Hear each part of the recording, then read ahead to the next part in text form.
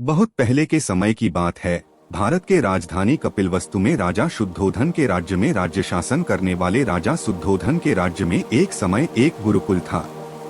इस गुरुकुल में गौतम नामक एक बुद्धिमान शिष्य रहता था। वह ध्यान और समय के विशेष उपासक था और बहुत ही संयमित आत्मा वाला था। एक दिन राजा शुद्धोधन ने अपने मंत्रियों के साथ युक्तियों और विचारों के साथ गौतम बुद्ध के सामने आने को कहा।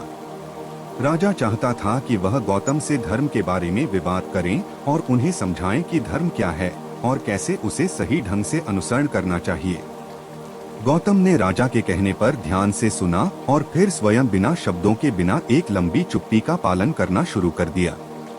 वह राजा के सामने खड़े थे, लेकिन वे कुछ नहीं बोल रहे थे। उन्होंने अपने नजरें भूमि पर रखी थीं और अपने मन को एकाग्र किया था। राजा अपनी युक्तियों के साथ धर्म के बारे में बात करने का प्रयास करते रहे, लेकिन गौतम सिर्फ चुप रहे। राजा को यह बहुत हैरानी हुई और उन्होंने गौतम से पूछा, ओ विश्वास के धरोहर, तुम इतनी चुप्पी में क्यों बैठे हो? अपने विचारों को शब्दों में व्यक्त करो और मुझे समझाओ कि तुम्हारे धर्म का सही मार्ग क्या है। गौतम ने धीरे से उत्तर दिया, ओ महाराज, धर्म शब्दों की माया से परे होता है। शब्दों की बातें विचारों की सीमा में रहती हैं और हमें सही ज्ञान नहीं देती। ज्ञान को अनुभव से प्राप्त करने के लिए हमें चुप रहना अनिवार्य है। यह धर्म का सबसे ऊंचा रहस्य है और इसे समझने के लिए शब्दों की जरूरत नहीं है। राजा ने गौतम की बातें ध्यान से सुनी और उन्हें समझ गए कि धर्म वास्तविकता का एक अनुभव है जो शब्दों से परे है।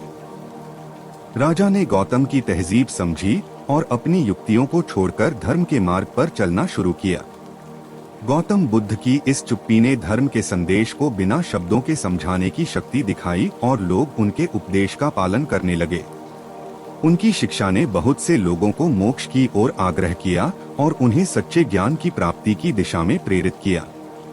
इस कहानी का संदेश है कि असली ज्ञान और धर्म शब्दों में नहीं, बल्कि अनुभव से प्राप्त होता है। चुप्पी और मौन भाव भी अच्छे ज्ञान को प्राप्त करने के लिए महत्वपूर्ण हैं। इसलिए हमें समय समय पर अपने विचारों को शांत रखने और अपने अंतरंग शांति का अनुभव करने की कोशिश करनी चाहिए।